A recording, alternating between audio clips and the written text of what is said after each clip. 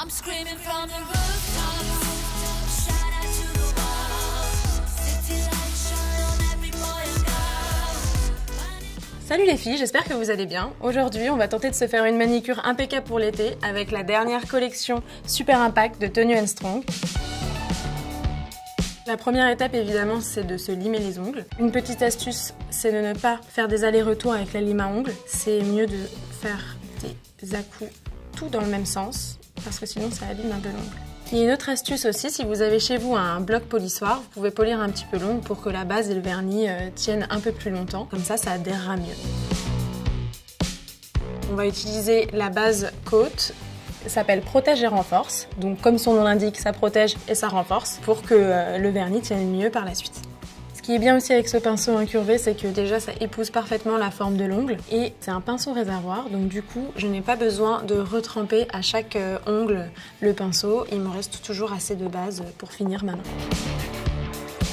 Donc on va passer à l'étape 3, l'étape décisive, l'étape du vernis. Donc moi j'ai choisi la couleur 24/7 Fuchsia. Vous avez aussi à disponibilité d'autres couleurs, il y en a 3 autres. C'est des couleurs hyper pop que vous pourrez assortir avec tous vos looks d'été et surtout avec votre peau bronzée en retour de vacances. Il est important d'appliquer une deuxième couche pour que le vernis tienne mieux. Si vous savez pas combien de temps il faut attendre pour le séchage, ce que vous faites la deuxième main et une fois que celle-ci est terminée, vous pouvez reprendre la première et c'est le temps de séchage parfait. Donc voilà, j'ai fini ma première couche, je vais pouvoir enchaîner sur la deuxième. Ça permet d'intensifier la couleur, mais aussi de prolonger la tenue.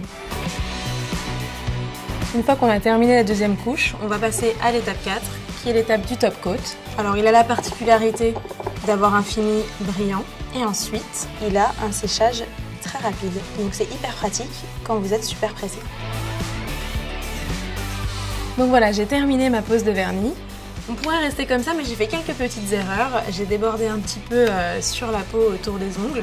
Donc j'ai une petite astuce. Si chez vous, vous avez des bâtons de buis, vous enroulez un petit peu de coton autour. Ensuite, vous prenez votre dissolvant. Avec le bâton de buis donc, et le petit coton imbibé, vous venez au bord de l'ongle effacer les petites erreurs. Et voilà, j'ai terminé ma manucure. Donc je vais vous donner un dernier petit conseil mode.